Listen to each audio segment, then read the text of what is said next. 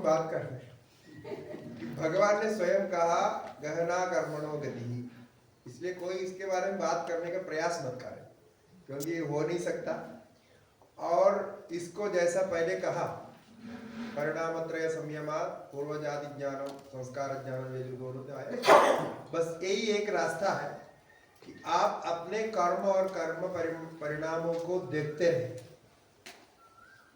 फिर धीरे धीरे आपके अंदर ही वो पक्का पता चलेगा, ऐसा है।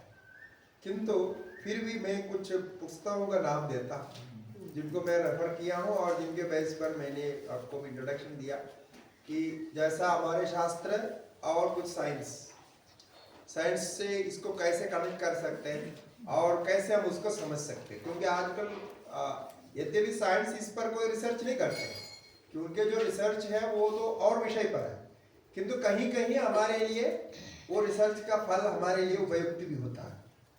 ठीक है, इसलिए मैं कुछ नाम देता हूँ, क्योंकि यह समय कम है, ये कम से कम 4-5 दिन तक चर्चा करने के विषय है, तो आपको शॉर्ट में बताना है, फिर आपको कुछ मटेरियल भी देना चाहिए ना, फिर जो बताया कहाँ से बताया है, कहाँ से उठा के लाया, तो कुछ तो मैं बताऊंगा, सब नहीं बताऊंगा क्योंकि मेरा भी सीक्रेट है।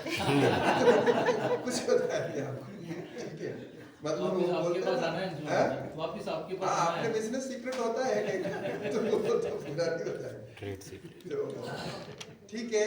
तो ये है एक पुस्तक है सबसे बढ़िया, मतलब आप इसको पढ़ना ही चाहिए, बायोलॉजी ऑफ बिलीफ। ये आप सुना होगा, बेस्ट सेलर है, बहुत समय से ऑनलाइन भी मिलता है। Biology of belief, biology of belief, ये BH लिप्टन करके है, ब्रूस H लिप्टन। हाँ, इसमें जो अभी हमने बोला कर्म के बारे में, और ये सेल बायोलॉजी से इससे कनेक्टेड है, और सेल्स में जो नया जो डेवलपमेंट हुआ है, सेल बायोलॉजी में जो माइक्रो सेल बायोलॉजी है, और इसमें सब बहुत सारे डेवलपमेंट हुआ है, नैनो टेक्नोलॉजी आ गया, इसका सब कैसे हमारे शरीर से संबंध है, क्योंकि हमारा कर्म तो पूरा शरीर से मन से संबंध है, तो ये सारी चीजें उन्होंने बताई है, और आपको विशेष करके इसको पढ़ना चाहिए, इट्स वेरी इंटरेस्टिंग वो। और उनका अप्रोच भी इतना सरल है कि हम तो मेडिकल स्टूडेंट है नहीं, हमारा तो ऐसा कोई बैकग्राउंड नहीं, फिर भी जो भी थोड़ा बहुत समझता है उनको समझ में भी आता है।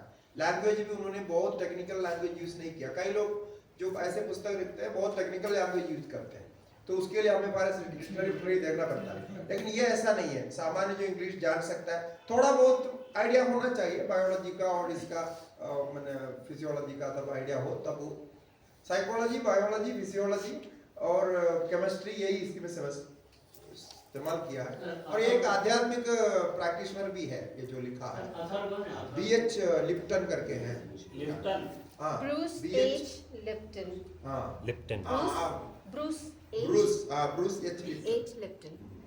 ये अच्छा है, वो हमने कई साल पहले पढ़े थे। दूसरा एक तो ये है, दूसरा एक इंडियन का ही है, the physics of Karma, the physics of Karma, ये वी एथिक्स नहीं फिजिक्स, द्वारका नाथ रेड्डी, द्वारका नाथ रेड्डी करके है। ये ऐसे तो एक आध्यात्मिक प्रैक्टिशनर है और रमण महर्षि का फॉलोअर है, वो कभी बिजनेस में था या कुछ था, बाद में फिर ऐसे ही स्टडी करके कुछ ना कुछ उनका लिखते रहते। तो ये कुछ मतलब आजकल के साइंस के साथ कर्म के जो सांख्य के सिद्धांत के अनुसार काफी कुछ, बहुत मोटी किताब नहीं, छोटी सी है लेकिन अच्छा है, फिजिक्स ऑफ कर्म, ये भी आप कर सकते हैं। और फिर ये जो है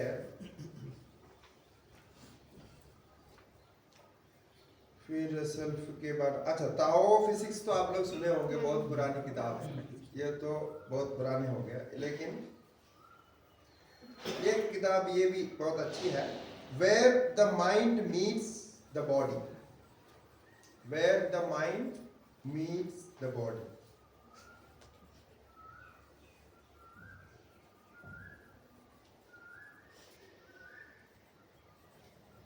और molecules of emotion, This is the fourth one.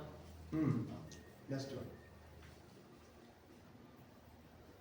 Molecules ये मॉलिक्यूल्स ऑफ इमोशन में क्या है कि जो ब्रेन का, जैसा आप बोलते हैं ना, ब्रेन का फंक्शन और उसमें हमारे जो इम्बैलेंसेस होता है उसका क्या कारण है कि ब्रेन एक्चुअली इम्बैलेंस क्रिएट नहीं करता। So there is something what we are unable to see how brain get all this problems and how we can trace it. उसके ऊपर उन्होंने काफी किया है, क्योंकि ये कि हम बेसिक प्रॉब्लम क्या है हमारे सिद्धांत और उनके सिद्धांत में, ये क्या है कि जैसे हैप्पीनेस के बारे में बोलते हैं, हैप्पीनेस ये इमोशन है, तो ये इमोशन ब्रेन में क्या क्या एक्टिविटीज पैदा करता है। अब हमारे यहाँ क्या है, हम कहते हैं कि कोई कर्म प्रवृत्त होने के बाद में हैप्पीनेस का अनुभव होगा, और इनको ये क्या प्रॉब्लम है कि वो तो देख नहीं सकते कौन सा कर्म आ गया, कैसे पता चले। अब ये क्या है कि हैप्पीनेस होने के बाद में क्या हार्मोन्स का चेंजेस होता है ब्रेन में, बॉडी में, उसको एनालाइज करता है। एक्चुअली वो हैप्पीनेस जब प्रोड्यूस होता है तब उसके बाद वो हार्मोन्स रिलीज हो रहा है, लेकिन इसके पहले कैसे आ गया वो नहीं कर पा रहे हैं, वो उनके बाद इसमें नहीं है। तो ये जो कनेक्टिविटी है, तो उससे क्या है हमारे शास्त्र वहां जोड़ सकता है। इसी को हम सूक्ष्म शरीर कहते हैं, क्योंकि सूक्ष्म शरीर इनके कोई भी स्टडी यंत्र में अभी तक आया नहीं है। अब कोई भी पूछते हैं कि बोलते हैं नहीं ये इमोशंस ऐसा ही होता है, फिर ये ऐसा होता है। हम कहते हैं ये इमोशंस को बॉडी में एक्टिवेट करने की जो संरचना है वही ये आप देख रहे हैं यंत्र के द्वारा, लेकिन ये कहां से आता है इसको आप नहीं देख रहे। अब दूसरा क्या है कि सभी इमोशंस का एक स्पेशल फंक्शन होता है, ईच बॉडी इज डिफरेंट, सबका एक जैसा नहीं है, तो उसके लिए भी उनके पास कोई रीजन नहीं है। वो खाली एक पैरामीटर बना के रखते हैं, तो ये पढ़ने से मतलब आपको पता चलता है ये पैरामीटर उन्होंने बनाया कि इतने इतने पैरामीटर्स पर ये आने पर ये इमोशंस होता है और इस हिसाब से आपको होता है। तो हमने कुछ समय इसका लगाया कि ये क्या बोलते हैं समझने के लिए, फिर यही हमने समझा कि ये उस कर्म पर, जिस कर्म की थियरी हम बोल रहे हैं, ये तो इनके लिए बियॉन्ड द रीच है, वो तो नहीं कर सकते, लेकिन उससे रिफ्लेक्शन होके क्या क्या आ रहा है ये आपको बोलना। इसलिए आप ऐसा करो तो ये बैलेंस होगा। अब योगा का हम बोलते हैं, योगा सिखाते समय ये आसन करो तो ये बैलेंस होगा, तो उसमें भी कुछ मटेरियल्स मिलता है इसमें। तो ये सब जो है आप देख सकते हैं। बाकी हिंदी में भी कुछ किताबें होंगे, लेकिन उसमें और ये एक अच्छी किताब है, यदि आप रेफरेंस करना चाहते हैं योग सिद्धांत किसी पर, आपको बहुत ही अच्छे रेफरेंस ग्रंथ है, योग कोश, योग कोश नाम से है, इंग्लिश में है, योग कोश, योग कोश ही नाम है, 2 वॉल्यूम में है, कैवल्य धाम से, पूरा कैवल्य धाम से पब्लिश किया है। ये बहुत अच्छी किताब है। तो इसमें क्या है, उन्होंने भाष्य और इसके आधार पर भी ऑथेंटिक ही डेफिनेशंस दिए हैं, तो उसमें जो शब्दों का डेफिनेशंस और इस पे देख सकते हैं। उन्होंने अपने तरफ से नहीं कहा कि वो रेफरेंसेस देके कहा, भाष्य में ऐसा कहा, इस टीका में ऐसे कहा, इसमें ऐसा होगा, हठयोग में ऐसा है। तो ये बहुत ही अच्छा रेफरेंस ग्रंथ है, वो अच्छे रिसर्च करके बनाया है योगा कोश। ये सभी लोग देखना चाहिए कि उसमें काफी जानकारी होती है। जैसे आप कोई भी शब्द देखेंगे उसमें, योग सूत्र के तो सारे शब्द मिलते हैं, हठयोग के भी सारे शब्द मिलते हैं, यही दोनों को बेस करके उन्होंने बनाया। इंटरेस्टिंग है, ठीक है। बाकी तो हमने पहले भी बता दिया था आपको।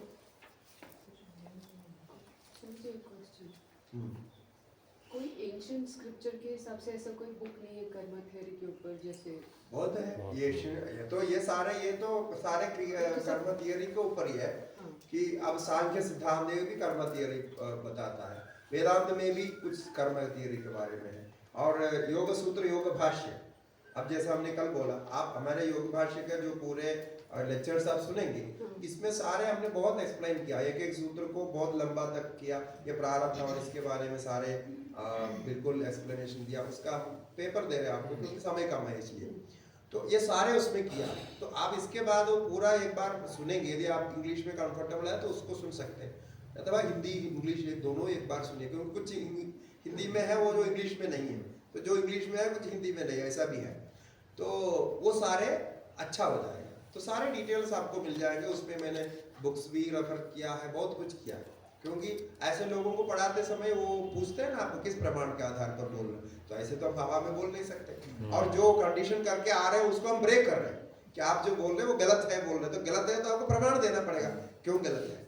तो हमारे गुरु लोग बोलना है, बोलने से नहीं चलेगा ना, तो फिर उसके लिए हमने काफी ये सब किया हुआ है। तो वो आप सुन सकते हैं, दोनों सुनने के बाद क्लियर हो जाए। स्वामी जी, एक बच्चा मन पुरुषार्थ करके पढ़ाई करता है और उसको अच्छे मार्क्स मिलते हैं एग्जाम में, तो मतलब कर्म फल सब समाप्त हो गए यहाँ पे? नहीं, ऐसा नहीं होता है। वो कैसे समाप्त होगा, क्योंकि मार्क्स मिलने के बाद वो फिर जिंदा है ना आगे। हाँ, वो उसका तो फल मिलता है। वो कर्म किया और मार्क्स मिल गया, वो फल हो गया। कैसे हो गया? ऐसा नहीं हुआ। ऐसा नहीं, जैसा आपने आम की गुठली डाल दी तो आम का पेड़ अंकुर हो गया तो फल हो गया, नहीं हुआ। तो उसको और बड़ा होना है, उसमें और बड़ा होगा, फिर उसके आम के फल होगा, फिर वो आम के फल आप खाएंगे, फिर खाने के बाद फिर आप कर्म करेंगे, दूसरे आम लगाएंगे, तो ये लंबा चलता है। ये अनादि अनंत है, ये कहीं समाप्त नहीं होता। वो उसी के आधार पर दूसरा चला। अब वो मार्क से पास हुआ, पास होने के बाद में उसके कारण उसको स्कूल में अच्छा नंबर ये हो गया, फिर उसके बाद वो दूसरे स्टैंडर्ड में जाएगा या फिर आगे बढ़ेगा, फिर आगे बढ़ने के बाद वो बड़ा होगा, फिर नौकरी करेंगे, फिर नौकरी करके फल आएगा। एक किसका फल है? वो ABCD सीखा, इनका फल है। अब वो वहां समाप्त करा हुआ, समाप्त नहीं होता। फिर उसके बाद अच्छे कर्म करेंगे या बुरे कर्म करेंगे, उसका भी फल मिलेगा। ये सब ABCD सीखने का है, समाप्त नहीं होता है। इसलिए अनादि है, वो कब से कनेक्शन है नहीं बोल सकते। तो यहाँ there is no chance for, no there is no end. वो एंड तो बिल्कुल मोक्ष के पास ही एंड है। मतलब कैवल्य के बिना you can not stop the Karma and its manifestation sequence को आप ब्रेक ही नहीं कर सकते। इसलिए तो कर्म चक्र बोलते हैं ना, बनता ही रहता है। ये बड़े खतरनाक है इसी। हाँ, ये जो है एक विचार, आपके कोई विचार आपने विचार कर दिया ऐसे समय पर, तो वो परिणत होकर के आएगा। और अच्छे विचार हो, वो बुरे विचार हो, वो कहाँ तक पहुंच जाए आपको आइडेंटिफाई करना मुश्किल होता है। आप हल्के में भी विचार किए होंगे, कभी कभी वो दिमाग में अंदर चढ़ गया होगा, तो जरूर वो आएगा। हमने कई बार ऐसा देखा है, जो बिल्कुल हम ऐसे बैठ करके सोचते कभी आ जाता है, ऐसे आ जाते हैं, सोचता अरे इधर कैसे आ गए, तो हमने कभी सोचा था। तो ये होता है वो, इसलिए वांटेड अनवांटेड को जैसा जैसा आप साधन करते जाएंगे ना, आपका मन शुद्ध हो जाता है। जैसे पहले कहा, जैसे जैसे शुद्ध हो जाएंगे आपका संकल्प रियल होते जाएगा। ये है खतरा इसमें। इसलिए संकल्प बहुत सावधानी संकल्प करना। कहीं आप मन को अप्लाई करते हैं तो बहुत सोच समझ करके अप्लाई करना।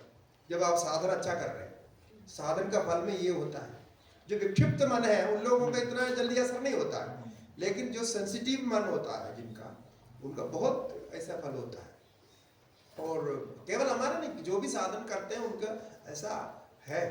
और जब आप दूसरे के लिए सोच के करते हैं, यानी सर्वे भवन्तु सुखिनः इस भाव से यदि कोई भी कर्म करता है, उसका भी बहुत लॉन्ग टाइम इफेक्ट आता है।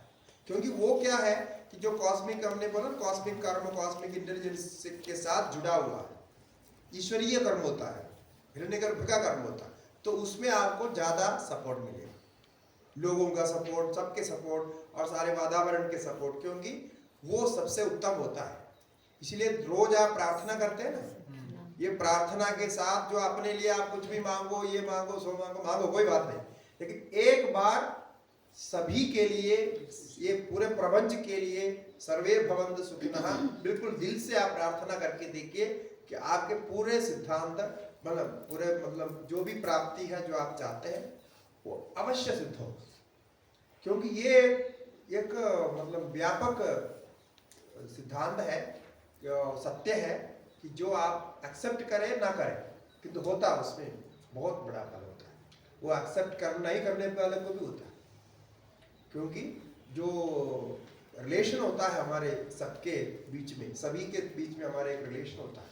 जैसा आपने कहा ना, हम अकेला कुछ कर नहीं सकते। तो ये एक बड़ा सिद्धांत है उपनिषद का, कि बृहदारण्यक उपनिषद में एक अंतर्यामी ब्राह्मण करके एक ब्राह्मण है, मधु ब्राह्मण भी एक है। मधु ब्राह्मण, मधु ब्राह्मण का मतलब क्या है? जैसा अभी हम बीच बीच में बोलते हैं ना, ये जैसा मकान बना या कुछ भी बना, मधु या मधु आप समझते हैं हनी, ये हनी कैसे बनता है? हनी अनेक मधुमक्खी अपने पूरे पुरुषार्थ प्रयत्न से इकट्ठे करके वो बनाते हैं। और किस लिए बनाते हैं? वो अपने के पीने के लिए लेके इकट्ठा करते हैं, अपने बच्चों को पिलाने के लिए। वो अंडा करके तैयार करके जो बच्चा आएगा उनको पिलाना है और अपने को पीना है, खाने पीने की व्यवस्था जैसे हम लोग करते हैं वैसे ही सेव करके है। किंतु वो कितने पुष्पों में जाता है, सब करके पूरा जिंदगी भर दिन भर प्रयत्न करके कहाँ से सारे इकट्ठे करके रखते हैं और बाद में उसका कर्म भोग होता है। ऐसे ही ये जो पृथ्वी बनी हुई है, धरती, ये धरती हम सबके कर्म से ही बनी। ये हमारे सब मधु है। पृथ्वी सर्वेषां भूतानां मधु अस्यै पृथिव्यै सर्वाणि भूतानि मधु, ऐसा कहते हैं कि हम सबके प्रयत्न से ये पृथ्वी बनी है, हम सबके प्रयत्न से जल बना है, हम सबके प्रयत्न से वायु बने हैं, क्योंकि यही तो हम खा रहे हैं। यदि हमारे कर्म नहीं होते तो ये नहीं बोल करते। और ये कर्म कौन करते हैं? ये कर्म का अधिकार केवल मनुष्य को ही है। पुरुषो वाव अक्षितिः, कहते ये जो मनुष्य दिखता है ना, इसके पास कर्म का इतना भंडार है, अक्षय भंडार। अक्षिति माने कभी नष्ट नहीं होता, क्षय नहीं होता। वो इस प्रकार की कितने दुनिया को बना सकता है, इतने कर्म उसके पास है, क्योंकि यही नया कर्म करता है। बाकी पुरुष को मनुष्य को छोड़ करके सब भोग योनि मानते, यानी वन साइड है। उनको जो कर्म किया उसका प्रारब्ध का भोग करना, जहां मिला जैसा मिला करना है। वो नया कुछ कर नहीं सकते, प्लान करके कुछ कर नहीं सकते, पुरुषार्थ है नहीं उनके।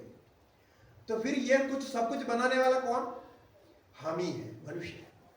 इसलिए मनुष्य पर बहुत बड़ा जो है दायित्व है। ये कुछ भी आप दुनिया को परेशान कर रहे हैं, ये भी आप सोचते हैं आप अपने घर मात्र चला रहे हैं, घर चला रहे हैं, कमा रहे हैं, पैसा कमा रहे हैं, बच्चों को दे रहे हैं, बस नहीं है। इसके साथ आप बहुत बड़े बड़े कर्म भी कर रहे हैं जो आपको दिखता नहीं। कितना मतलब विशाल दृष्टि है, कितना रेस्पॉन्सिबिलिटी है आपके। इसलिए केवल अपने बारे में सोचना नहीं। तो पुरुषो वाव अक्षितिः, इतना बड़ा भंडार आपके पास है कि आपके कारण ये दुनिया के सृजन करते हैं भगवान।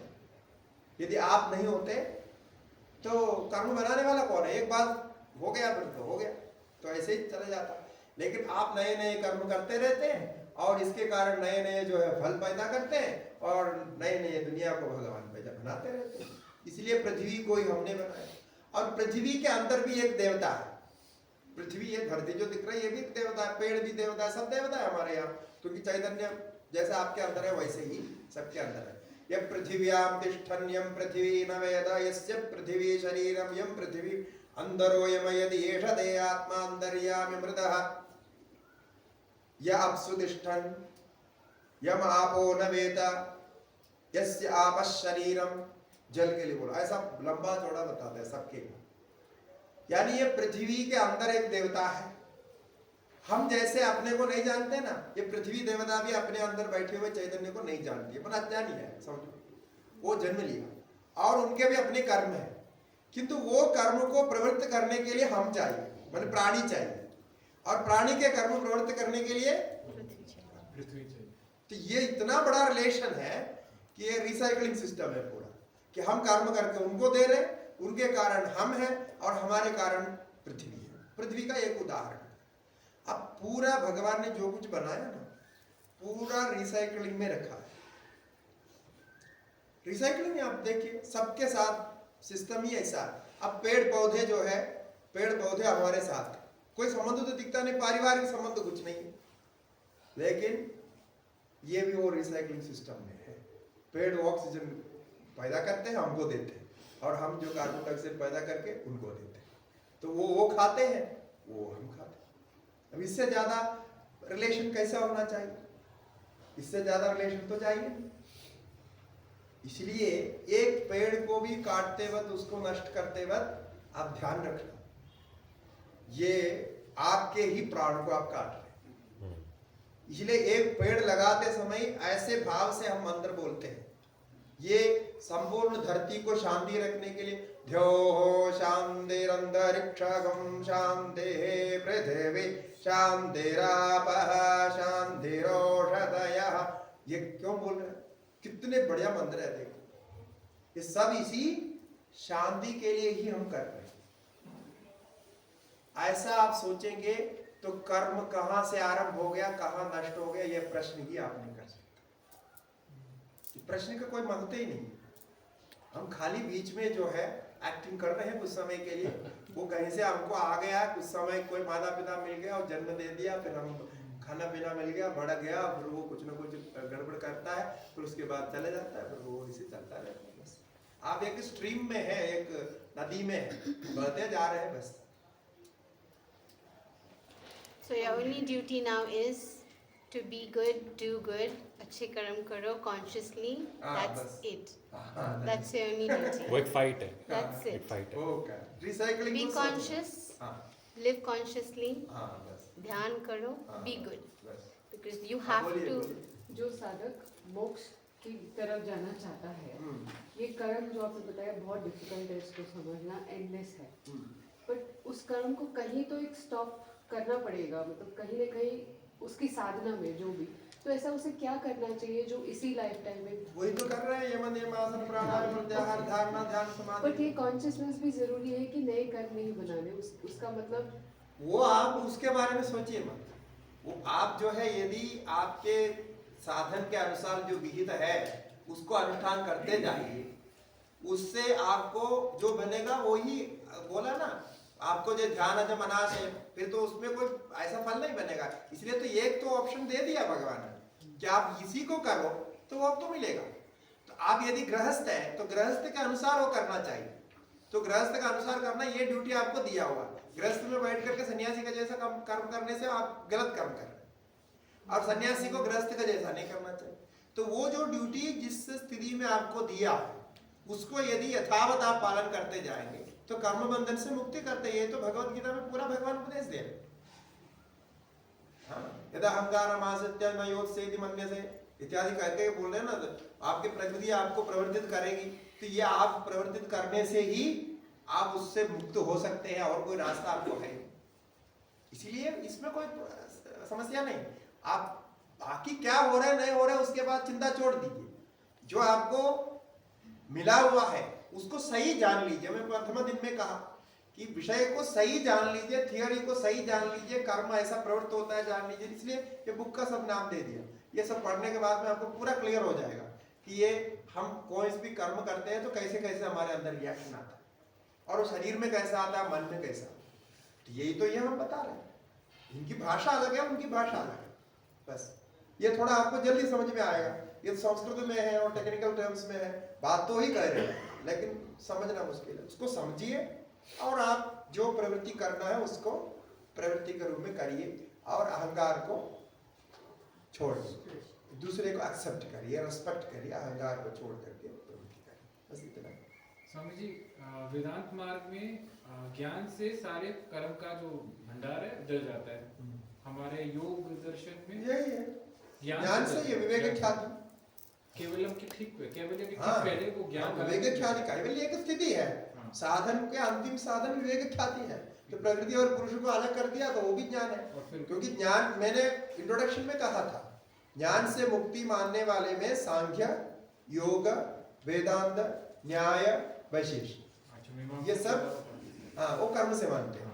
तो ये जो है, ये पांच जो है ज्ञान से ही मुक्ति मानते हैं। अलग अलग ज्ञान है, कहीं विवेक ज्ञान है, कहीं एकात्म ज्ञान है, कहीं अद्वैत ज्ञान है, कहीं जो है 16 तत्वों का ज्ञान है, कहीं 7 तत्वों का ज्ञान, जैसा भी है ज्ञान में मानते हैं। और जो वेदांत में ऐसा भी कोई लोग मानते हैं कि ज्ञान हो गया, मुक्त हो गया, लेकिन प्रारब्ध की वजह से शरीर चल रहा है। योग दर्शन में वो भी यही से ही मानते हैं। सेम मानते हैं।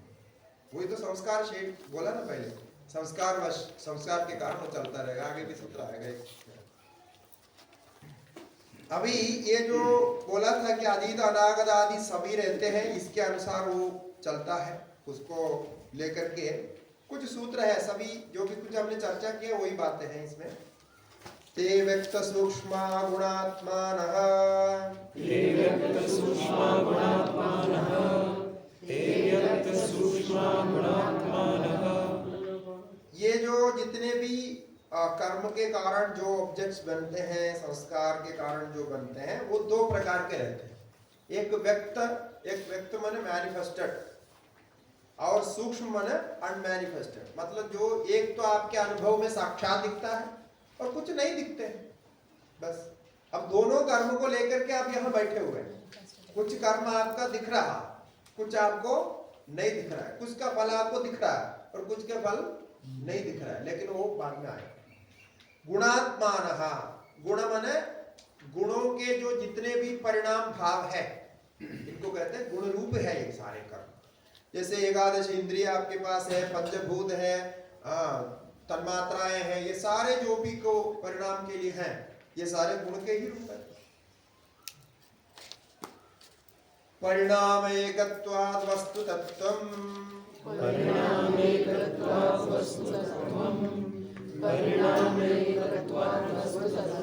अभी दूसरे कुछ वादी हैं, उनके विचार को लेकर के थोड़ा सा बताते हैं।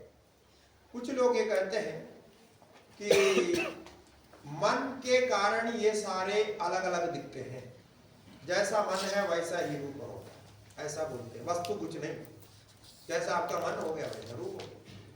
किंतु कहते हैं ऐसा नहीं, कि परिणाम एकत्वात् वस्तु तत्व। ये तीन गुण है ना, तीन गुण के परिणाम अलग अलग होने से एक समान परिणाम जहां दिखता है तो आपको एक वस्तु दिखती है। जैसे पुस्तक एक वस्तु है, क्योंकि पुस्तक में एक सिमिलर मैनिफेस्टेशन चल रहा है।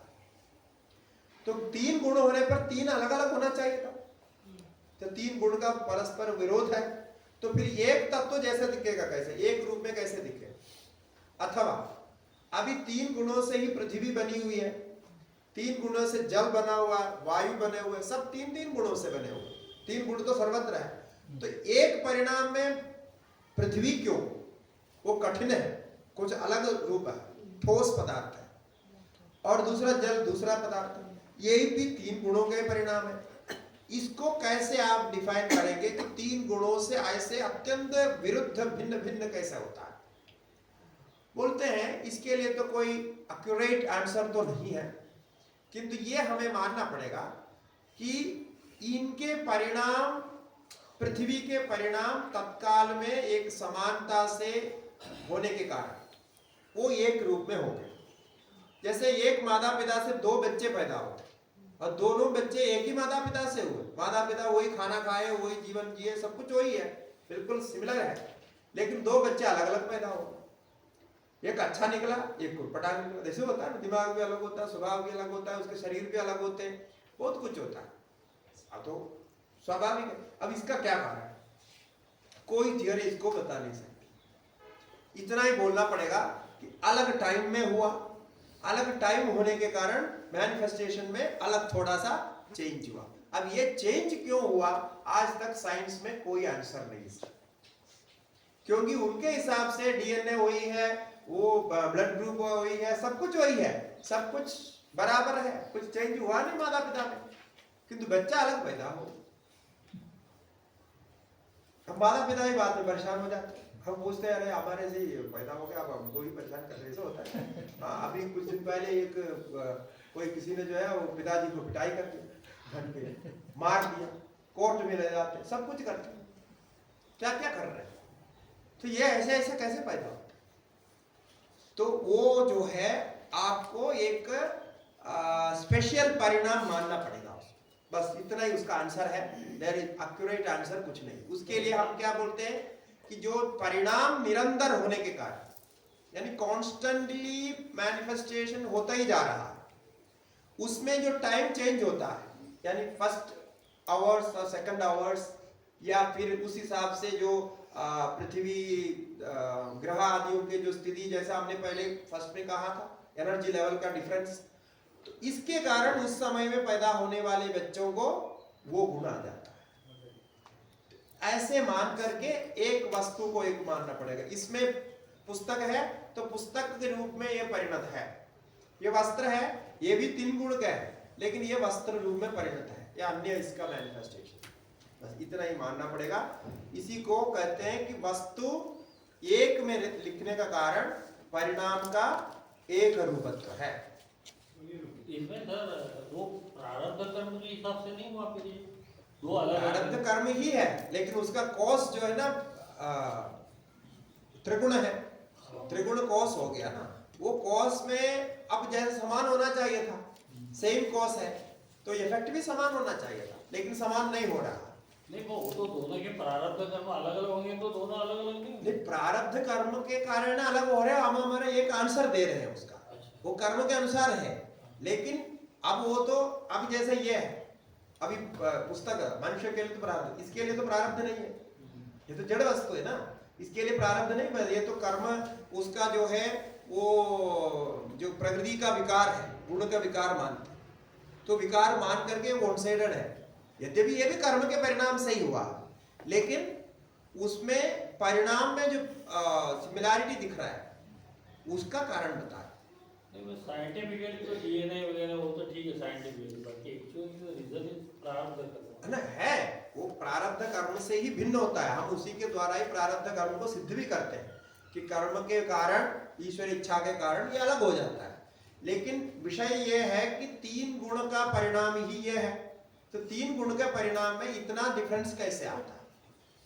ये है अलग अलग वस्तु, जैसे वस्त्र भी तीन गुण के हैं, ये भी तीन गुण के हैं, तो कुछ तो आंसर आपको बोलना पड़ेगा कि क्यों वस्त्र ऐसा, ये ऐसा क्यों। तो ये बोल रहे हैं कि वो हम करेक्टली बोल नहीं सकते, तो ये एक सिमिलैरिटी उसमें है, तो सिमिलैरिटी को देकर के उसके परिणाम को एक प्रकार से सिमिलर बता दिया, तो वो उस हिसाब से वो हो गया। तो ये एक ग्रुप ऑफ तीन गुण है, उसका ये परिणाम है, और इसका जो है तीन गुण है तो इसका ये परिणाम।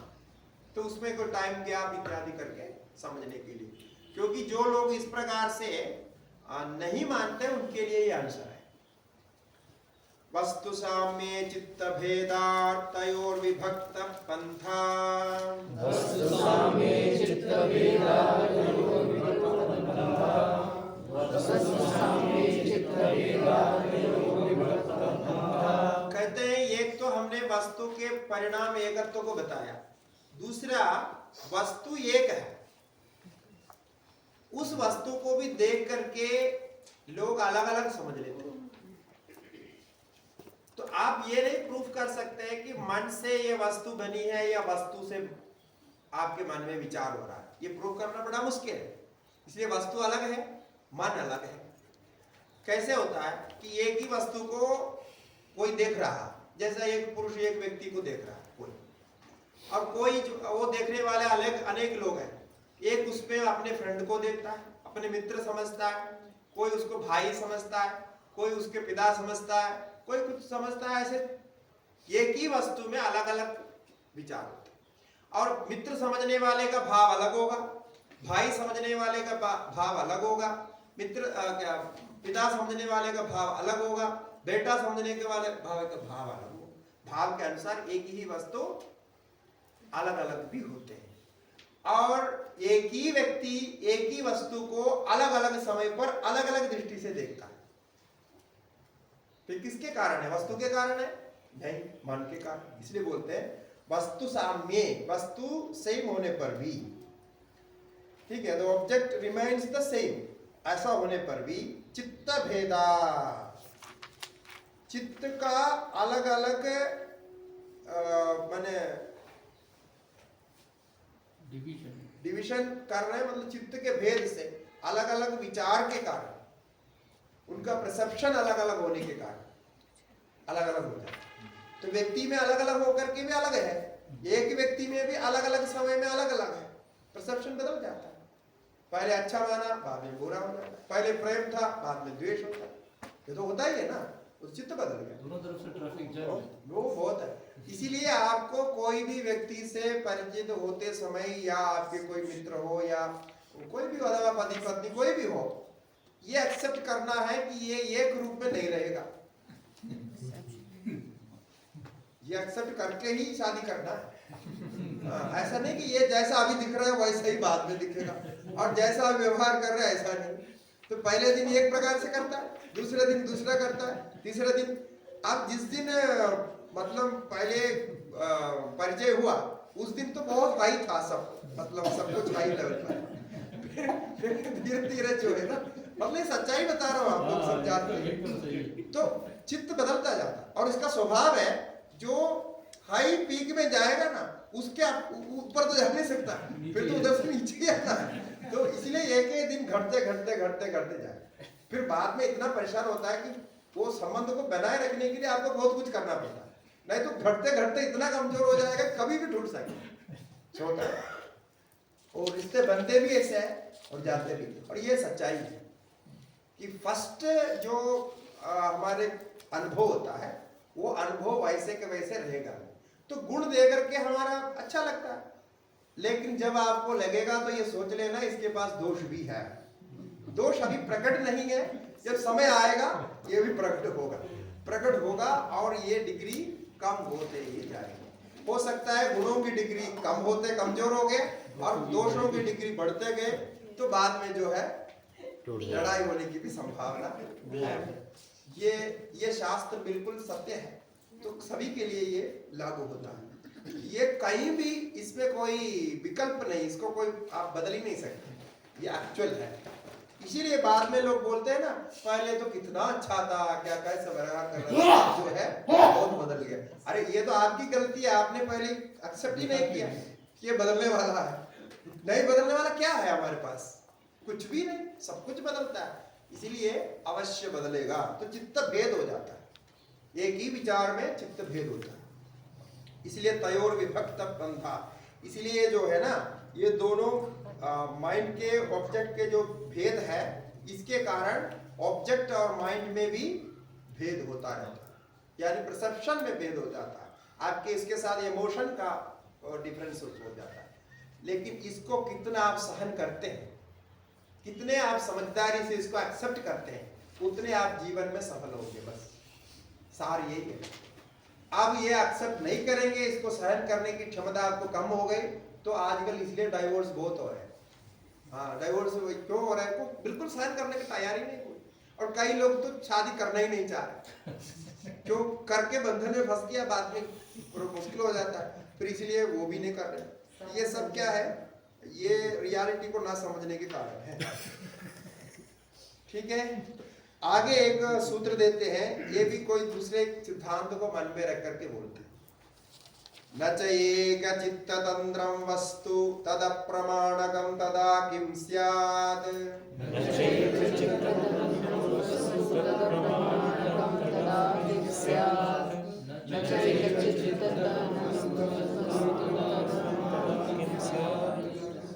कहते हैं कि ये जो ऑब्जेक्ट होते हैं, न च एक चित्ततंत्रं वस्तु, the object is not dependent on a single mind, अर्थात एक मन में आश्रित कोई विषय नहीं। कोई भी विषय हो, वो मैं सोचा और इसलिए विषय है, ऐसा नहीं, ये सिद्धांत ठीक नहीं। यदि ऐसा हो तो वो मन नहीं है, तो फिर वो विषय भी जाना चाहिए, नहीं जाता। तो विषय तो पहले बाहर है, ऑब्जेक्ट है, आप उसको देख रहे हैं। तो ऑब्जेक्ट किसका परिणाम है? प्रकृति का परिणाम है। प्रकृति का एक स्थूल परिणाम ऑब्जेक्ट है, प्रकृति का एक सूक्ष्म परिणाम मन है। ये दोनों का रिलेशन है। अब ये होता रहता है, जैसे मेरा होता है, तो दो डिफरेंट परिणाम है, बस इतना ही। जैसे समुद्र से ही तरंगे भी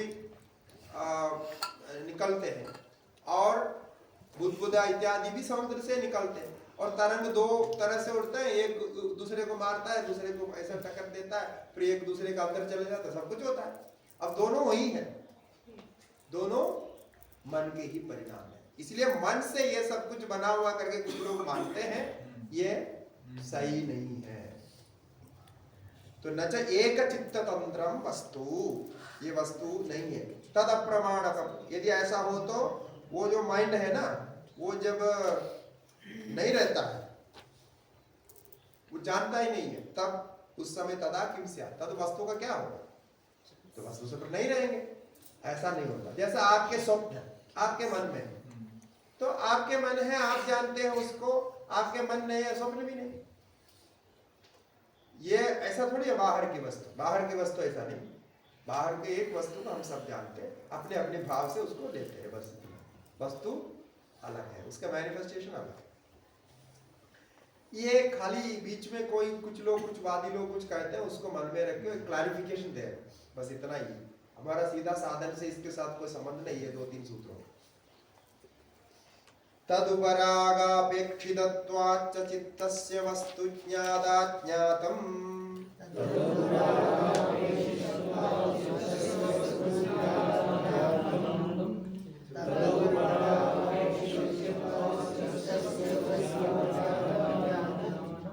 तो इसीलिए क्या होता है कि वस्तु तो वहां है पहले से। जब आप अपने चित्त को वहां लगाएंगे, चित्त जो है तदाकार वृत्ति को प्राप्त करेगा। वृत्ति सारूप्य मिदरत्र, इस सूत्र के अनुसार देखा, उसको जाना, इसका मतलब क्या हुआ? वो वस्तु आपके दिमाग में चले गई। अब वो वस्तु बाहर नहीं है, आपके दिमाग में आ गई है, वो आपकी हो गई। फिर आप उसमें ये एडिशनल एडजेक्टिव लगा देते, ये मेरी है, ऐसा लगा देते। कल तक वो किसकी थी? किसने बनाया था? मेरी है लगा। और मेरी है लगाने पर जो है ना, पूरा चेंज होता है, टोटल। मतलब उसके हिसाब से फिर उसका सब कुछ बदल। ये कह रहे हैं कि तदुपरागा, तदुपराग माने वो वस्तु के साथ आप आइडेंटिफाई कर लेते हैं, फिर बाद में परेशान होते हैं, अरे मेरे को मतलब ध्यान नहीं हो रहा, विषय नहीं जा रहा है, विषय तंग कर रहे, वो कर रहे, सोचता रहता है। अरे ये सारे आपने पकड़ के रखा है, वो विषय अपने आप थोड़ी घुस के आया हुआ अंदर। आपने फोटो लिया और रखा है आपके पास, अब डिलीट करो, बस आपको डिलीट नहीं करना है तो रखो। तो यही तो दो होता है ना ऑप्शन, तो फिर परेशान होने की कोई जरूरत नहीं। अब उपराग जब होता है, उपराग माने आइडेंटिफिकेशन और उसके साथ उसके ही आकार में परिणत होना चित्त, तब क्या होता है कि वो वस्तु का जो जो स्वभाव है, आपकी जो वासना है, ये दोनों मिलकर के यहाँ वहां तीसरी चीज पैदा हो जाती है। अब समझो कोई भी मतलब कोई मीठा है, मिठाई है, समझो मिठाई तो सामान्य रूप से सबके लिए अच्छा है, किंतु एक जो है शुगर के बीमार है, उसको डॉक्टर ने मना किया मिठाई नहीं खाना। अब वो मिठाई को देकर के क्या सोचेगा? ये मेरा शत्रु है। बाकी सब मित्र सोच रहा है, शत्रु। और उसके सामने उसी की पत्नी बैठ करके वो मिठाई को खा रही है। अब ये देखे बैठा, तो वो क्या सोचेगा? देखो ये मेरी मैं तो नहीं खा रहे, इसको भी नहीं खानी चाहिए। मतलब ऐसा सोचता है और ऐसा हो जाता है। फिर उसके बाद जब बार बार वो खाएगी तो धीरे धीरे उसके प्रति शत्रुता भाव शुरू हो जाएगा, क्योंकि जो मैं नहीं खा रहा हूं वो उसको भी नहीं खाना चाहिए, किसी को नहीं खाना चाहिए, क्योंकि शत्रु है हमें। देखिए बहुत कितने मन के खेल देखिए। अब रिएक्शन होता है, बाद में वो ऑर्डर देता है, अब कल से हाँ मिठाई नहीं बनेगी, ये मिठाई नहीं बनेगी, ऐसा बोलेंगे। और सब हटा दो, चीनी हटा दो कमरे क्या किचन से, ऐसे बोलेंगे। क्यों? वो शत्रुता भाव डेवलप हो जाता है। ये है मन का उपराग। ये कितना आश्चर्य है देखिए, और कितनी मूर्खता है इसलिए वो हटा ही नहीं पाएगा। मतलब छोड़ना तो उसको है, अब वो छोड़ना नहीं चाहते हैं, और फिर वो मन से वो जा नहीं रहा, इसके कारण उसमें विकार विकृत हो जाता है, सारे उसके व्यवहार विकृत हो जाते हैं। तो जो आप नहीं चाहते हैं वो मैं भी नहीं करूं, ये आपकी इच्छा है। जो आप चाहते हैं ठीक है आप करो। जैसे पार्टियों में लड़ाई क्यों होती है? कुछ नहीं है, वो तो आपस में सब दोस्त होते हैं, लेकिन ये जो है ये चाहते हैं ये पार्टी जो कर रही है वो हमें नहीं करना, उसका फिर विरुद्ध करना, हम जो करेंगे वो ना करें, ऐसी बुद्धि रहती है। पर यही तो शत्रुता और भेदभाव का कारण और क्या है। इसीलिए वो चित्त जब चित्त के पास कोई वस्तु आती है, चित्त मना जो जानना मतलब मन समझिए जो भी है, वो चित्त के आधार है। उसमें वस्तु का ज्ञात और अज्ञात, ज्ञात होने पर वो वस्तु आपकी, और अज्ञात ज्ञात नहीं हुआ तो वो वस्तु आपकी नहीं है। कितना सिंपल है देखिए।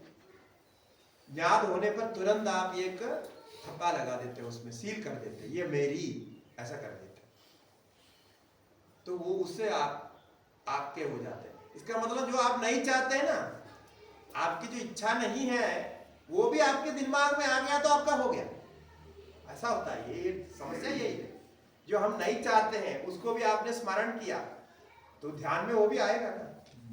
एक आदमी गया था एक सिद्ध महात्मा के पास, इसलिए गया था कि वो एक मंत्र चाहता था अपने क्या है संपत्ति इत्यादि प्राप्त करने के लिए। तो बाबा जी के पास बहुत साल जाकर के कई बार बोला कि आप एक मंत्र दीजिए, मुझे ये करना है वो करना है। तो उन्होंने बोला ठीक है, मैं एक मंत्र देता हूँ, किंतु एक कंडीशन, ये मंत्र जब करते हुए बंदर का ध्यान नहीं करना, बंदर को याद नहीं करना, वो बंदर को भूल करके ये मंत्र का जब होता है। अब वो कैसा हो सकता है और वो परेशान हो गया, बाद में बोला ये संभव नहीं। मतलब जो हम छोड़ना चाहते हैं वो बार बार आ जाता है। ये है चित्त के अंदर प्रवेश होने से ये खतरा है, फिर आप उसको छोड़ भी नहीं पाएंगे। तो ज्ञात हो गया तो आपके अंदर आ गया। राग द्वेष अभिनिवेश सब बाद में होता है, उसमें जोड़ता है, इसलिए कहते हैं यही आपके सिद्धांत है, इसको समझ लो। तो चित्तस्य वस्तु ज्ञाता ज्ञाता, यदि आप कोई चीज नहीं चाहते तो वह उसको देखो मत, सोचो मत, वहां जाओ मत, बस कंप्लीटली डिस्कनेक्ट करो, कोई चांस ही नहीं दे दो चित्त को वहां मन लगाने का, बस तब जाकर और अगर कुछ चला गया है तो चला गया तो धीरे धीरे उसको रिपीट नहीं करते हुए, एंटरटेन नहीं करते हुए आपको दूसरी चीज करना, और उसको याद करके नहीं करना, उसके बदले में दूसरा करते जाना है, तो अपने आप भूल हो जाए, मतलब भूल जाए। ये सिस्टम रखा है, मतलब ऑटो डिलीट जो सिस्टम लगता है, ऑटोमेटिक डिलीट होता है, तो जैसा 90 दिन में ये सब हुआ ना, व्हाट्सएप में सब देते हैं ऑप्शन, तो ऐसे ऑटो डिलीट हो जाता है। आप उसको रिपीट नहीं कर रहे तो हो जाएगा। किसी भी प्रकार रिपीट किया तो वो स्ट्रॉन्ग बनते जाए, क्योंकि एक एक बार आप रिपीट करते समय जो पहले न्यूरॉन बना था वो न्यूरॉन आ जाएगा और उसका अभ्यास हो जाएगा और कनेक्टिविटी स्ट्रॉन्ग होते जाएगा। तो जितना उसमें क्या है, न्यूरॉन को पता नहीं कि आप वो चाह रहे हैं कि नहीं चाह रहे, न्यूरॉन तो केवल ब्रेन प्रोसेस करता है, बहुत डिफिकल्ट है, वो आता ही जाएगा। तो आप निकालने जाएंगे, आते ही जाएगा, बाद में आप पागल हो जाएंगे, अरे ये तो जा ही नहीं रहा, तो ऐसे करके पागल हो जाते हैं। तो इसलिए तो लोग सुइसाइड करने के लिए इसको सब सोचते हैं, इतना परेशान हो जाते हैं, उस पर एडिक्ट हो जाते हैं, बहुत मुश्किल होता है।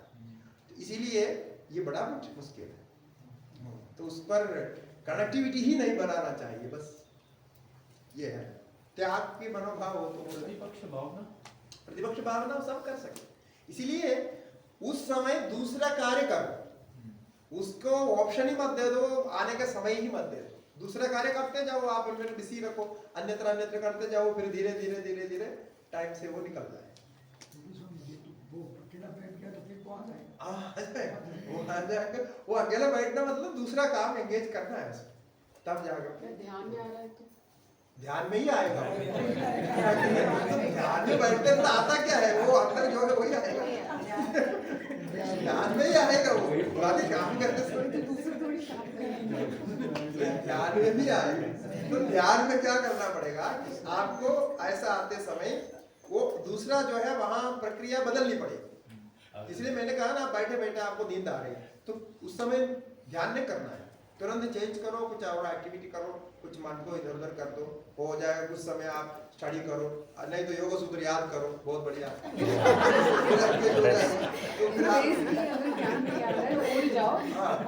हाँ, बस वो आ रहे हैं, समझ लो आप जो नहीं चाह रहे वो आ रहे हैं, तो फिर ध्यान बिल्कुल कंटिन्यू मत करो। मैं सीधा ये बोलता हूँ, कई लोग बोलते हैं उसको ऐसा करो वैसा करो, प्राणायाम करो, मैं ये सब ऑप्शन में नहीं जाता हूँ, क्योंकि पूरे ये प्रक्रिया देखने पर वो कोई भी उपाय से नहीं निकलेगा। उस समय एक ही उपाय है प्रैक्टिकली, वो आप क्रिया को बदलो, एक्शन को बदलो, क्योंकि एक्शन बदलते ही मन को दूसरा तोड़ लाना पड़ता है, वो धीरे धीरे बदलेगा। और सबसे उत्तम है कि आप योग सूत्र याद करना प्रयत्न करो, या गीता श्लोक याद करो, या रामायण याद करो, बस। तो उससे क्या है, पूरा एंगेज हो गए, अच्छा है, पूरा ट्रैक चेंज हो जाएगा, बस ट्रैक चेंज करना है, बस। सदा ज्ञादाश्चित्तवृत्तयस्तत्प्रभो पुरुषस्य परिणामित्वात्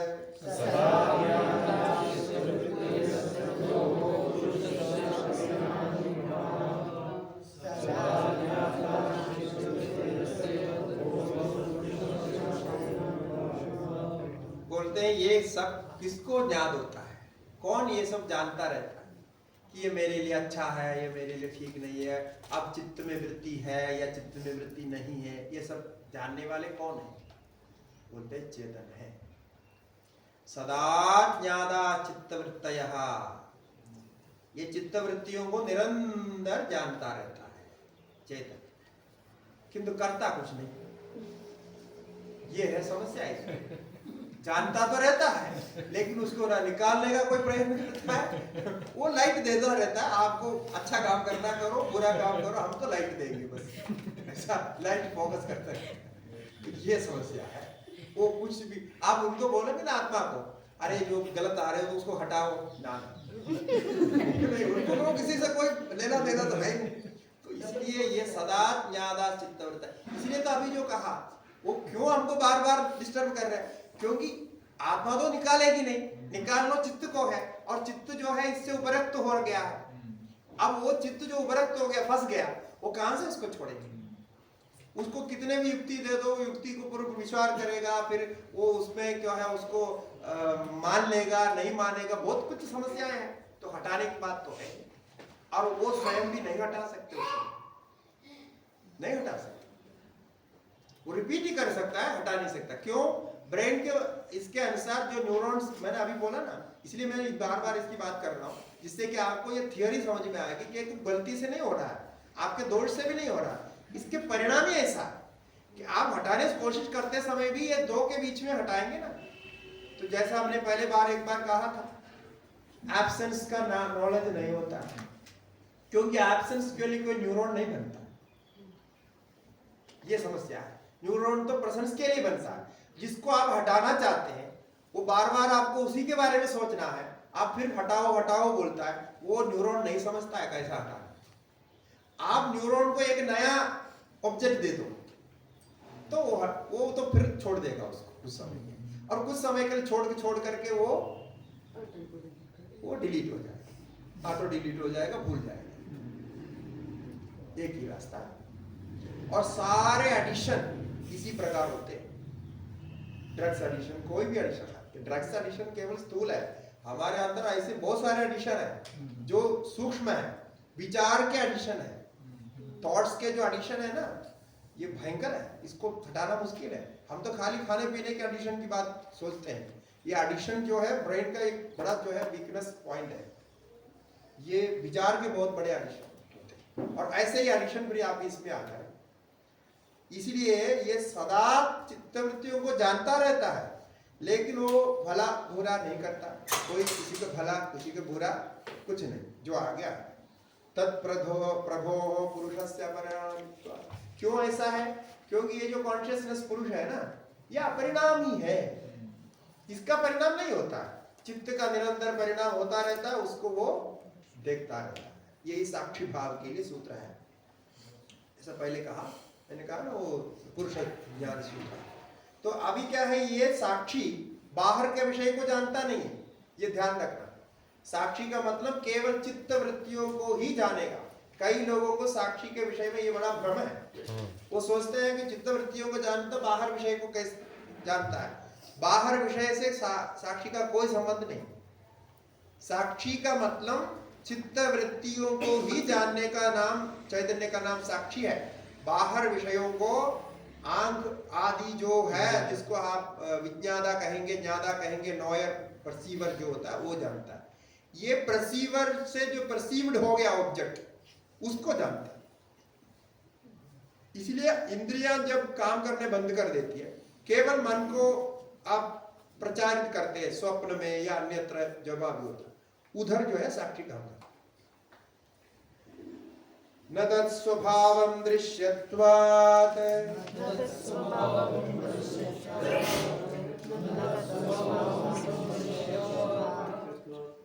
तो ये जो है, ये दृश्य होने के कारण, यानी जो भी बाहर दिखता है ना, वो सब दृश्य है। दृश्य होने के कारण ये हमारा स्वभाव नहीं है, अर्थात आत्मा का स्वभाव नहीं है। यदि स्वभाव स्वरूप होता तो नहीं बदलता। नहीं बदलने वाला एक ही हमारे पास है, वो कौन है? चैतन्य। चेतन। और बाकी सब कुछ बदलता है, इसलिए बदलने वाले पर आप डिपेंड मत होइए।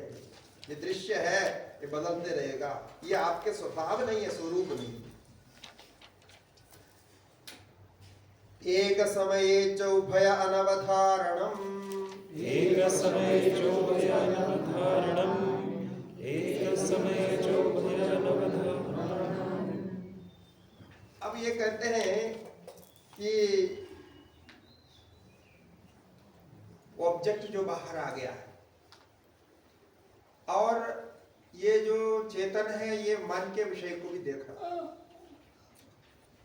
तो मन को मन में आया हुआ ऑब्जेक्ट को, ये सूक्ष्म बात है। जब आप ध्यान में बैठेंगे तो आपको ये अनुभव होगा, आप ऑब्जेक्ट को देख रहे हैं या मन को देख रहे हैं या बाहर विषय को देख रहे हैं। तीन है, एक तो बाहर विषय को आप देखते हैं, फिर वो अंदर मन में आया तो वो मन का ऑब्जेक्ट बनता है, मन का विषय बन जाता है, फिर मन को आप चेतन के रूप में जैसा बोला चित्तवृत्ति को देखता है। तो तीन है, बाहर, अंदर और उसी का। ये तीन इसलिए हमको जानकारी के लिए डिबेट करना पड़ेगा, तीन ऐसा। इसमें कहते हैं कि ये जो जब मनोवृत्ति को जानता है चेतन, वो मनोवृत्ति को ही जानता है, वो बाहर विषय को नहीं जानता। एक समय, एक काल में, साइमल्टेनियसली, उभय अनवधारणम। यहां उभय से आप जो है ये मन और ऑब्जेक्ट दोनों को लेना। जब मन ऑब्जेक्ट दोनों को नहीं जानता, क्योंकि जब ऑब्जेक्ट को आप बाहर विषय को जान रहे तब आप मन को नहीं जान रहे। समझ में आया क्या मैं बोल रहा हूं? मन जो मीडिएटर है ना, मन बाहर विषय को जानता है, तो बाहर विषय के जानने की प्रक्रिया जब जारी है तब आप मन को ऑब्जेक्टिफाई नहीं कर सकते। क्यों? मन इधर एंगेज्ड है, तो उस समय आप साक्षी भाव नहीं ला सकते, साक्षी भाव की प्रक्रिया वहां नहीं है।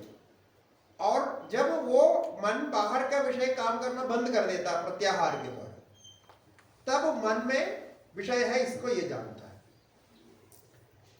इसको कहते हैं कि दूसरी भाषा, व्यवसायिक ज्ञान, अनुव्यवसायिक ज्ञान। इसका मतलब ये है कि मैं ये समझता हूं, एक सिंपल एग्जांपल देंगे आपको समझ में आएगा क्या है। जैसा यह पुस्तक है, this is book, this is book हो गया, ये बुक का ज्ञान होगा। ये क्या है? मन इसको जानता, देखा ये पुस्तक है, समझा, स्मृति आया, सब कुछ हो गया, प्रोसेस कंप्लीट हो गया, वो बोलता है ये पुस्तक है। फिर बाद में मैं स्मरण करता हूं, मैं वो पुस्तक को जानता हूं, मैं वो पुस्तक को जानता हूं। अब पुस्तक यहां नहीं है, पुस्तक बंद हो गया, कमरे में चले गए, लेकिन उस पुस्तक को मैं जानता। अभी आप शब्द सुन रहे हैं, सुनने की प्रक्रिया चल रही है, बाद में जाकर के आप सोचेंगे ये शब्द मैंने सुना। दोनों का डिफरेंस आपको समझ में आया? फर्स्ट स्टेप में दिस इज बुक, ये जान हुआ। अब सेकंड स्टेप में आई नो दैट बुक। ये दो अलग अलग प्रोसेस है। तो दिस इज बुक कहना, ये मन की प्रवृत्ति और इंद्रियों की प्रवृत्ति, ये प्रोसेस के अंतर्गत बहुत सामान्य बात है।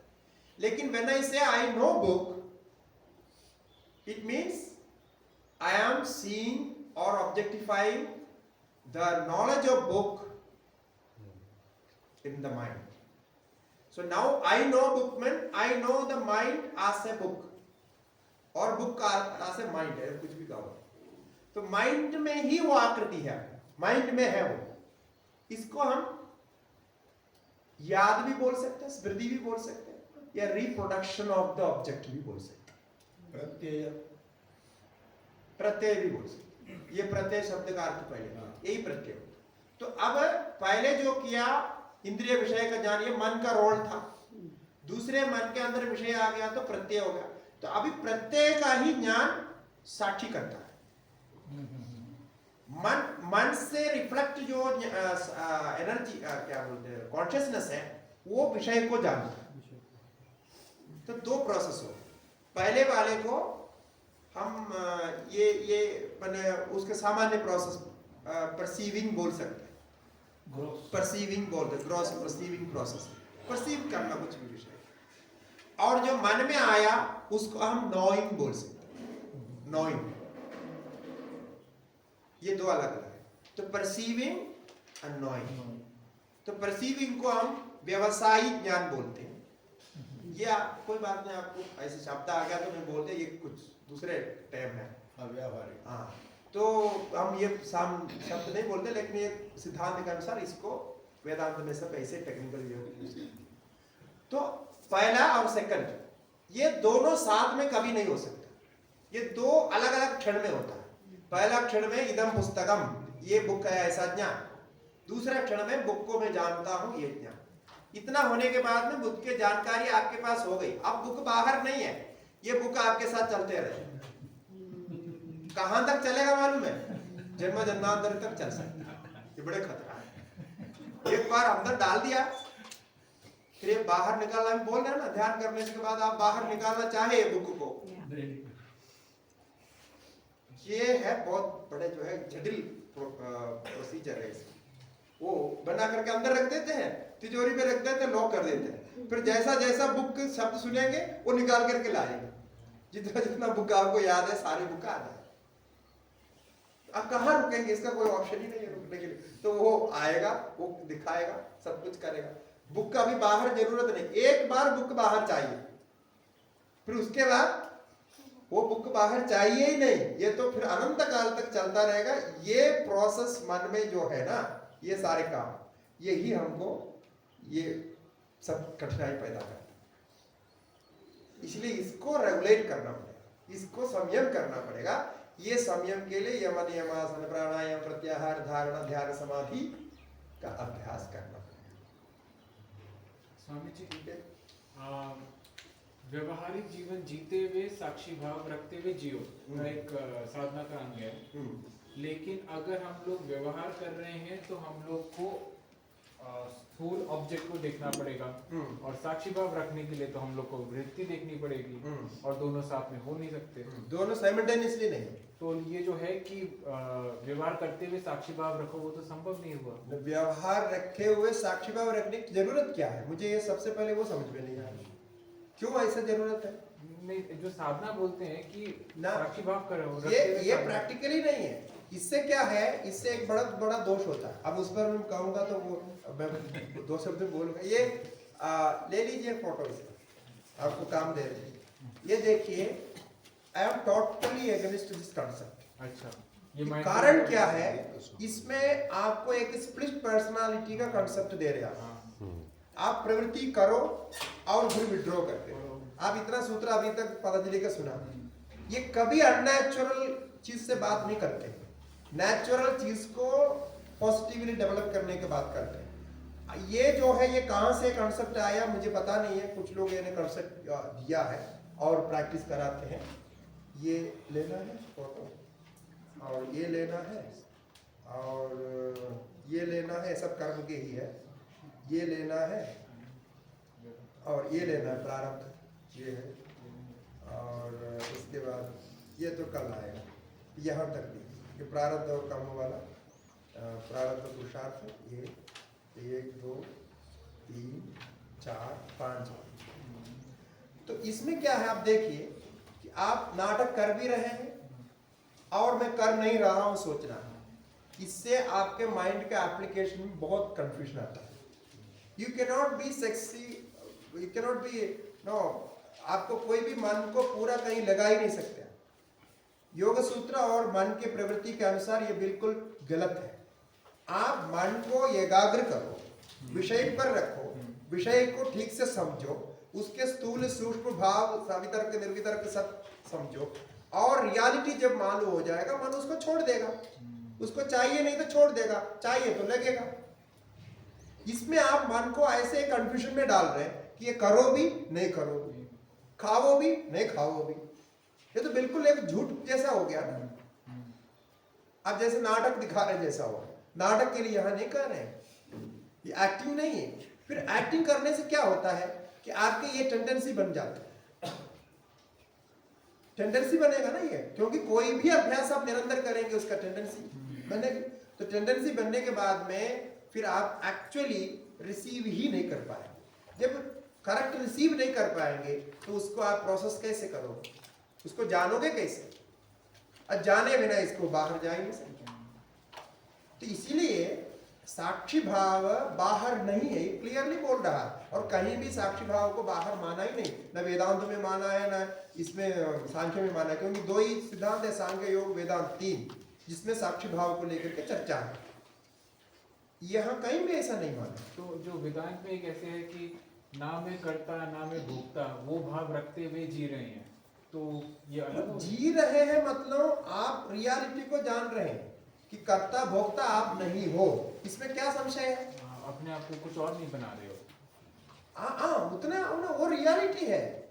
आप कर्ता भोक्ता नहीं हो, आप कर्ता भोक्ता मान रहे हो। ये मानना जो है आपके लिए परेशानी का कारण है, इसको अध्यास बोलते हैं। युष्मदस्म प्रत्यय गोचरयो विषय विषय ये अध्यास है। तो अन्य को अन्य मान रहे हैं, इसी को यहाँ अविद्या बोला। अविद्या का डेफिनेशन में क्या किया? आत्मा को अनात्मा मान रहे, शुद्ध को अशुद्ध को शुद्ध मान रहे। ये है रियलिटी। तो उसमें आप कुछ फिर एक कंसेप्शन क्या इमेजिनेशन कर रहे हैं, एक जो है कुछ ऐसे कर रहे हैं, तो इसमें क्या है, वो कुछ भी रियल नहीं हो पा रहा। तो ये आप स्ट्रगल करते रहेंगे, इधर से उधर शिफ्ट, इधर से उधर शिफ्ट होते रहेंगे, तो दोनों की रियलिटी का नॉलेज नहीं हो। इसलिए बाहर साक्षी मतलब मैं यहाँ बैठा हूँ रोड के किनारे, गाड़ियां जा रही है, मैं देखते रह रहा हूँ। ये बाहर के साक्षी मतलब जिसको हम व्यवहार में साक्षी बोलते हैं, जो कोर्ट में जाकर के साक्षी अपना विटनेस करता है। ये विटनेस की बात हम तो नहीं कर रहे हैं ना, ये विटनेस अलग है। तो ये है, ओके, थोड़ा सा सोचना पड़ेगा, ये सोचना पड़ेगा। तो ये और इसका बहुत कुछ है, यानी इसका जब डीपली देखेंगे ये साक्षी क्या है एक्चुअली। इसलिए मैंने बोला साक्षी कुछ याद अज्ञात को डिफाइन नहीं करता। कई लोग बोलते हैं गलती और सही को ठीक करने वाला साक्षी है, बिल्कुल नहीं। साक्षी को कोई रोल नहीं, साक्षी तो अकर्ता है। अकर्ता मतलब वो गलती सही कहाँ ठीक करने लगेगा, वो नहीं करता है, वो सारे मन ही करता है। मन के अलग अलग तल, अलग अलग स्थल पर करता है। साक्षी तो केवल दृश्यमान पदार्थ को दृश्य के रूप में प्रकट करता है। आप देखते रहते हैं और आप इतना जानो कि ये देखने वाला, जो जानने वाला वही है, तो वही है साक्षी। तो वहां गलत सही का डिवाइड करने वाला साक्षी नहीं। और साक्षी को मेमोरी नहीं होती, किसी चीज का स्मरण करने वाला साक्षी नहीं, क्योंकि स्मरण एक वृत्ति है। ये जो है मन के अंतर्गत कार्य है। इस साक्षी कहाँ मेमोरी करे, उसके पास कोई ब्रेन है ही नहीं मेमोरी करने की। आप समझ रहे हैं ना? तो मैं को लगाना गलती है क्या? थोड़ा मैं साक्षी में मैं जो लगा दिए वो गड़बड़ कर, क्योंकि वो संयुक्त कर दिया आपने। दृष्ट दृश्यो संयोग, संयोग कर दिया, ये तो हो गया। तो संयोग करने पर आप अन्य को अन्य बोला, रिफ्लेक्शन को आप ओरिजिनल मान रहे हैं। अभी पानी में रिफ्लेक्ट हो गया सनलाइट, उसको आप ओरिजिनल मान रहे हैं, तब क्या है, वो अहम है। मैंने बोला ना दो अहम है, एक तो अस्मिता समाधि में जो प्राप्त होता है, और दूसरे अहम है जो अहंकार के रूप में। तो ये अहम है जो आपके कर्ता भोक्ता रूप से आपको परेशानी कर रहे हैं, जो कर्म के कर्ता है, कर्म के भोक्ता है, सब कुछ करता रहता है। और साक्षी में ये कुछ भी नहीं है। वो रिफ्लेक्शन अपने आप को सूरज मान रहा है। हाँ, बस रिफ्लेक्शन को सूरज मान रहे, यही है। तो अब सूरज को आप किस दृष्टि से, अब साक्षी स्थान में सूरज को रखिए, आप किसी दृष्टि को सूरज को दोष दे सकते क्या? वो कोई डिबेट करता है क्या? कुछ नहीं करता है। आप जो सामने रख देते वो दिखा देता है, अब नहीं देखते हैं नहीं दिखाता। बस इतना ही साक्षी का रोल है। ठीक है, नारायण।